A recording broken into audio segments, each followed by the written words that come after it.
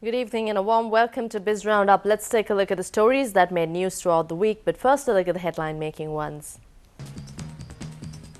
Indo-Lanka ETCA soon will be signed soon, says Indian Ministry of Commerce and Industry. New CBSL governor pledges to uphold integrity.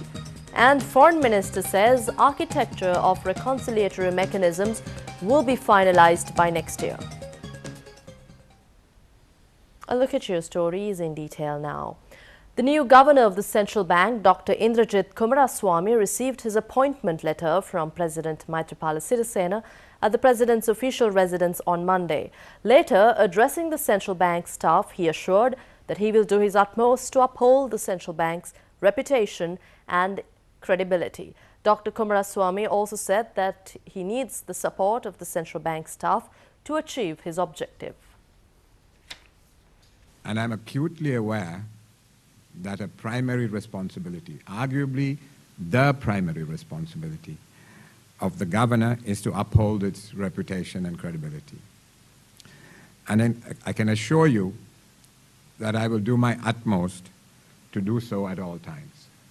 Of course, I can't do this on my own. I need the cooperation of each and every one of you to maintain this as one of the great institutions in the country. He said that the central bank has to set the tone for the country's economy to move ahead. Dr. Kumaraswamy went on to say what kind of the culture the central bank should have. One is clearly integrity. Two is technical excellence. And three is professionalism. I would like those three concepts to be the guiding principles for all of us as we go forward. And if any of you think that I am not living up to those principles, please find a way of getting that message to the 15th floor. In terms of leadership, that's important. I need to be able to set an example. The Indian Ministry of Commerce and Industry announced that negotiations on the proposed Sri Lanka-India Economic and Technical Cooperation Agreement will begin soon.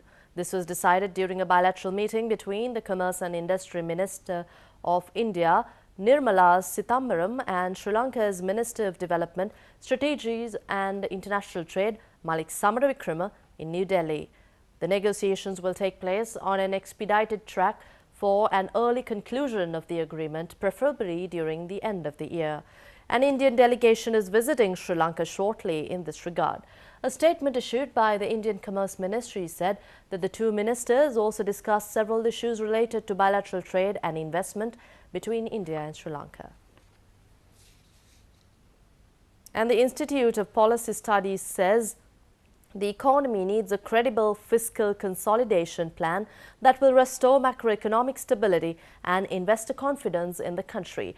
In a report published on the IPS Talking Economics blog, Dr. Dushi Veerakon said that Sri Lanka's extended fund facility arrangement with the IMF is mostly fiscal. She noted that the loan amount of $1.5 billion spread over 3 years is relatively small. The report said that the imbalances besetting the Sri Lankan economy produces twin deficits, budget deficits that mean debt is piling up, and the current account deficit that indicates overriding reliance on foreign capital inflows.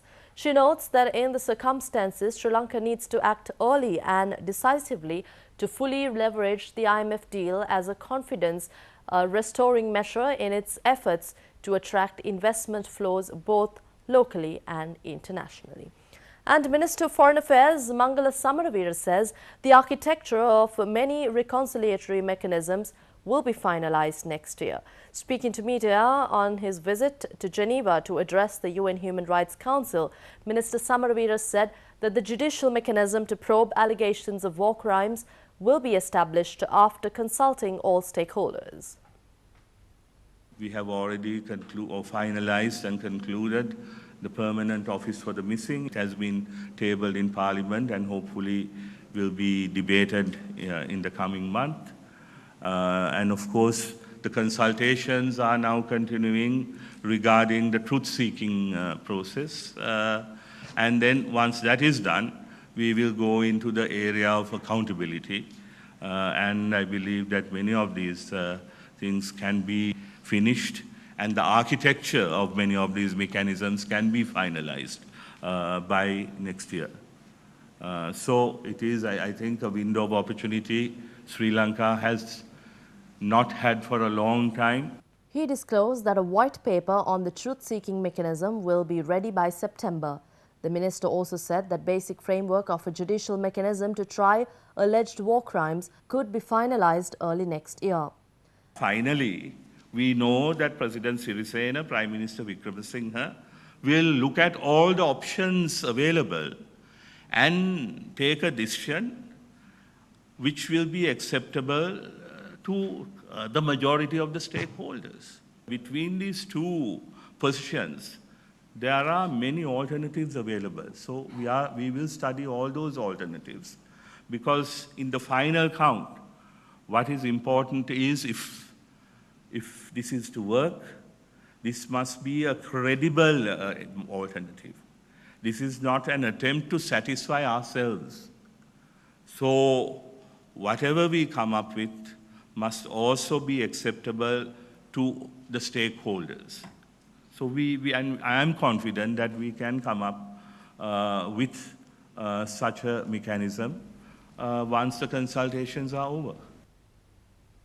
We take a short break on Biz Roundup. We'll be back with Weekend Dialogue on the other side. Good evening and a warm welcome to Weekend Dialogue on Biz Roundup. And tonight in our discussion, we will talk about robotic revolution in the world.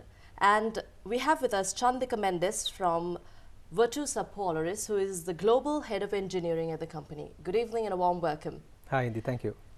20 years of industry experience, and I read in a study recently that in the next 20 years there'll be a major revolution taking over the way businesses are run, and this is by robots. This will also considerably cut down the cost of doing business. But again, we also know that there'll be social inequality as things change. But I'd like you to give a broader overview of what is really taking place. Right. So as you know, robotics has been around for a while, right? I mean, if you look at the last 5 years or so, robotics has really taken over some of the manufacturing positions. Right. So after industrialization, I think in the last 5 years or so, robotics has made major advances. But there's really mechanical robots, right? Building cars and all sorts of gadgets and all of that. But the same has not been true in the services industry. So if you look at the services industry, take financial services, insurance, telco and all of that, it's very customer centric, and the products and services that they offer has become very complicated. So even if you look at a mobile device, you have so many different services that a telco has to offer, right? So what has happened is really that there has been a big gap between the services that they have to provide and what the systems support. So the automation has not really caught up in that area at all, because you are still dealing with very clunky IT systems, unfortunately. So that gap has to be bridged by human beings. That has been a challenge. So if you look at the last 5 or 6 years, while the manufacturing industry productivity has gone up as much as 60%, services industry productivity has dropped by 10%. So a big shift, right? So this robotic process automation is really applying the robotics that you have in the manufacturing industry into the services software area. So anything that you deal with software, you can really automate. Anything that humans are doing with software can be automated with robotic process automation. So we are expecting that same kind of productivity paradigm shift to happen in the software industry as well. But is it really possible in the services industry, with the Yes. way we've been working? Yeah, good question. I mean, if you look at the BPO industry, I mean, BPO industry has grown significantly, I think 20 times in the last 10 years or so, right? So if you look at why that is the case, there's still a lot of human work, human operators doing work. And the reason for that is that gap between the IT systems and what the businesses need. So all of that gap is being filled by human operators. They're taking a call, logging into a system, doing something, taking something in an Excel sheet, feeding that into another system. All of this work that involves systems, different types of systems. You might be a web-based system, some ERP, logging into some core banking solution, and working with Excel, email, all of those different systems, but at the middle of it is a human being, operator. So there's a lot of work being done by them. Now this robotic process automation is about disrupting the work that is being done by the human operators, really. Right. Let's focus a little on Sri Lanka. How far have we made it in this regard, in this field? And I mean, is this really what we want for a developing nation as ours? Actually, we have not even got started in Sri Lanka in my mind. So this revolution is about 2-3 years old, right, in reality. And in the West, we are already seeing that it's gone up the hype curve and about to fall off, because what's happened in the West is that they try to apply this in various different areas that are not even applicable sometimes. So when that happens, usually there's a disappointment that sets in, right? We can avoid all that. We can really apply it in the right area. So when you apply innovation like this, what happens is it opens up a whole new area of industries, whole new area of services. So every time this has happened in the past, the economies have grown. So anytime you increase the productivity, the result is economic growth. So I think Sri Lanka can really benefit if we get into this right now. We can significantly benefit by this revolution. We had to be early. Sorry, but when you talk about economic growth, there's also a problem that Sri Lanka, politically and economically, unemployment, the rate keeps increasing, and youth unemployment specifically, that area hasn't been addressed.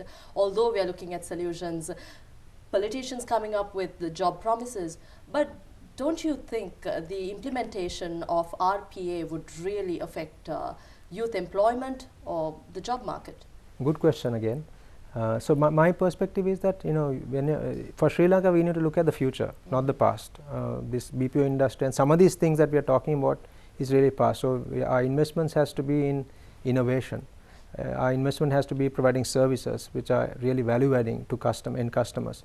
If we really stifle innovation like RPA in favor of creating jobs, those jobs are not going to be sustainable in the first place. So I think we need to really provide an optimized environment where some of these technologies can form new opportunities for people. So I think that's really a philosophical direction that we need to take, in my mind. But that sounds really complicated to me, of course.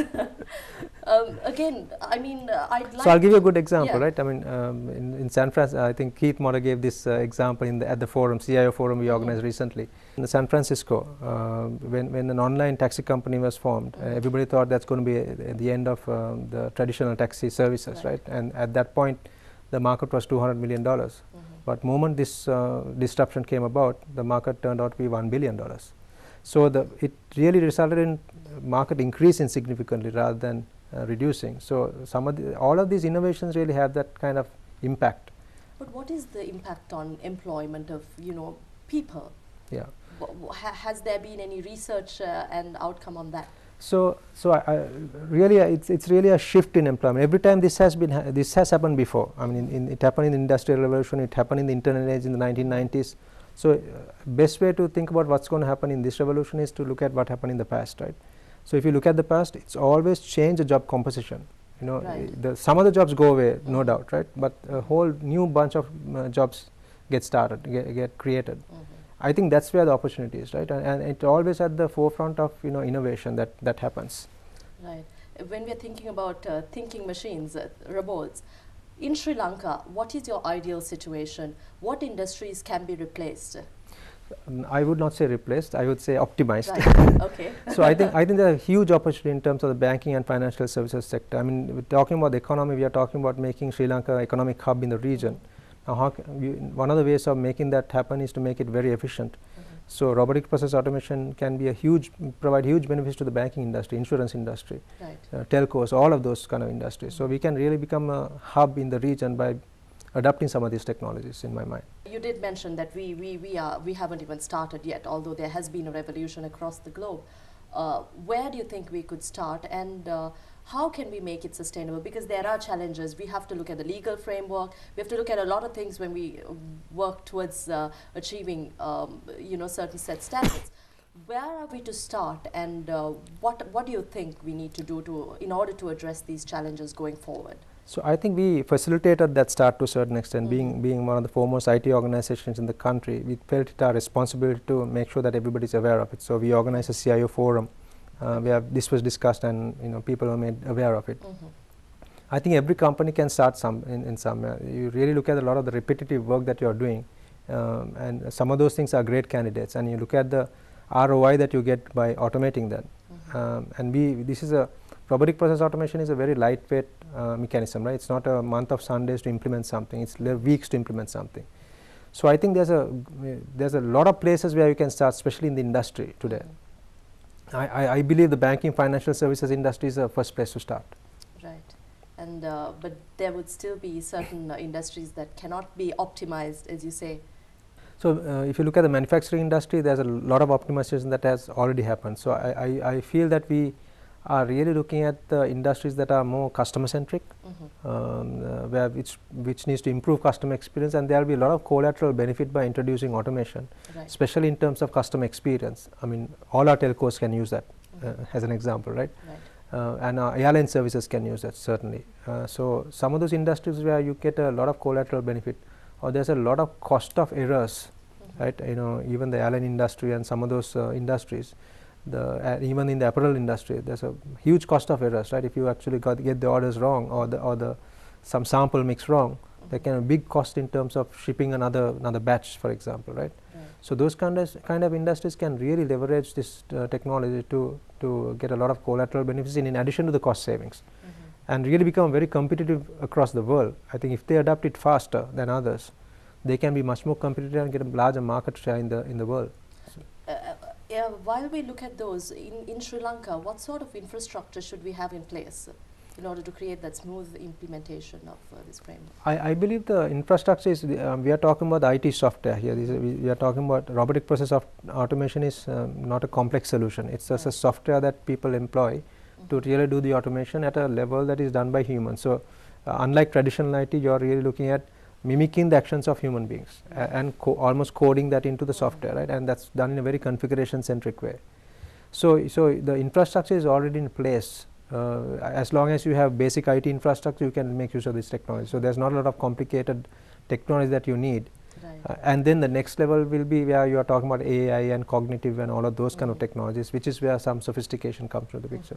I think, to me, I've been thinking that there's really a robot doing all that work in a services industry, but this is far more advanced than what we've seen before and what we are yet to experience. Yes. I think this would also be something very important in the public sector in Sri Lanka, because we're thinking of cutting down costs, creating efficient services. What sort of a recommendation do you have going forward for Sri Lanka's public sector? Absolutely. I mean, public sector is a great place for implementing some of the robotic process automation, automations, right? And if you really want to be a create a streamlined environment for businesses to operate in, we need to optimize our public sector. And robotic process automation is a great way of doing that.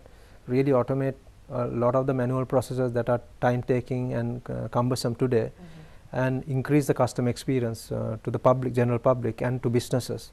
So that can really become a catalyst for spawning a lot of other businesses around Sri Lanka. I think that's a very good place to start also. Right. I think we've just got a minute to go on the program, but I'd like to ask you, what innovative aspects are you looking at personally working in your company? I know I read somewhere that you have been the own architect, the key architect of your company's own RPA system. What are you looking forward to, and what are we to expect from you? I think the future is looking very bright. I mean, we have partnership with companies who are looking at artificial intelligence and cognitive computing in a big way. I don't know whether you know this, but recently there was a artificial intelligent lawyer called Ross that actually can answer questions about legal questions, right? So you can ask Ross questions in natural language, and it will answer with the citations and all of that. Think about that for a minute, right? Now you can really disrupt the way you provide legal services. The same kind of advancements are happening in the medical industry. You can, AI robot can have more knowledge than a doctor, because it has knowledge of all of the journals that are out there and all of that, right? And I think the companies are moving towards really providing all of this knowledge in a very disruptive form to the end customer, and the possibilities are endless. So I think we are really looking at some of those capabilities. How do we now incorporate some of those capabilities of thinking machines, right? That has been a dream. to some of these assets that we have. Right. I think this is a topic that needs more discussion, debate, and I wish we had more time on this program, but we look forward to having you once again on Weekend Dialogue. Thank you for your time here in our studios. Thank you, Indi. Thank you so much. We had with us Chandika Mendes, Global Head of Engineering for Virtusa Polaris, joining us on Weekend Dialogue. Do stay with us after this break. We have more coming up on Biz Round. Welcome back. A special committee has been appointed to look into price increases of essential commodities in the recent months. The committee comprises the President, Prime Minister, Finance Minister, Industry and Commerce Minister, Minister of International Trade and the Minister of Rural Economy. Cabinet co-spokesperson Gayantha Karunasthilaka said this, addressing the weekly Cabinet media briefing during the week. පසුගිය මාස දෙක තුන අතර අත්‍යවශ්‍ය භාණ්ඩවල මිල අසාමාන්‍ය ලෙසත් කෘත්‍රිම ලෙසත් වැඩි වී තිබෙන බව ඊයේ අතිගරු ජනාධිපතිතුමත් අගමැතිතුමත් සමස්ත කැබිනට් මණ්ඩලයේත් විශේෂ අවධානයට ලක් වුණා. මේ පිළිබඳව ගත යුතු ක්‍රියාමාර්ග පිළිබඳව ශනික මැදිහත් වීම පිළිබඳව දීර්ඝ වශයෙන් ඊයේ කැබිනට් මණ්ඩලයේදී සාකච්ඡා කළා. වැට් එකක් නැතුව අසාමාන්‍ය විදියට කෘත්‍රිම ලෙස පාරිභෝගික භාණ්ඩ ගණනාවක මිල ඉහළ ගියාම පිළිබඳව වහාම සොයා බැලීමටත් ඒ පිළිබඳව මැදිහත් වීමටත් ශනික ක්‍රියාමාර්ගයක් හැටියට කටයුතු කළ යුතු බවත් අතිගරු ජනාධිපතිතුමත් අගමැතිතුමත් කැබිනට් මණ්ඩලයත් විශේෂයෙන්ම අවධාරණය කරා. ජනතාවගේ අත්‍යවශ්‍ය ආහාර ද්‍රව්‍ය 10ක් හඳුනගෙන ඒ සඳහා රජයෙන් සහනාධාරයක් ලබා දීමට ඒ ලබා දෙන සහනාධාරය හරහා තවදුරටත් ඒ මිල පාලනය කළා පාරිභෝගිකයට වාසිය සලසා දීම සිදු කළ යුතු බවට රජය තීරණය කරා. එම භාණ්ඩ 10 හඳුනාගෙන ඉදිරි දින කිහිපය ඇතුළතම ගැසට් කිරීමට මේ විශේෂ කමිටුව විසින් ඊයේ තීරණය කරා. A survey conducted by the Census and Statistics Department has found that prevalence of diabetes among the population above 15 years of age is higher in Colombo, Kalutra and Puttlam districts. According to this survey, 7% of the population throughout the country could be having diabetes. This was mentioned in the National Survey on Self-Reported Health in Sri Lanka, which was launched in Colombo during the week. This has been the first ever countrywide survey of self-reported health status in Sri Lanka. It has obtained information from 25,000 households. According to the survey, 18,000 of the population, or 1 in 6 persons, has reported to have some form of chronic illness. From the survey, we have found that high blood pressure prevalence is 9.8%, diabetics 7.2%, this is about population above 15 years, and asthma 2.8%, arthritis 2.7%, heart disease 2.1%, and mental illnesses 0.7%. And at another stage, we found that from the people who are having these mental illnesses, only 28% are taking treatments for those mental illnesses. That wraps up Biz Roundup for this weekend. We'll see you again tomorrow with State of Business, and that's at 8:15 p.m. Until then, take care. Enjoy the rest of the evening. Good night.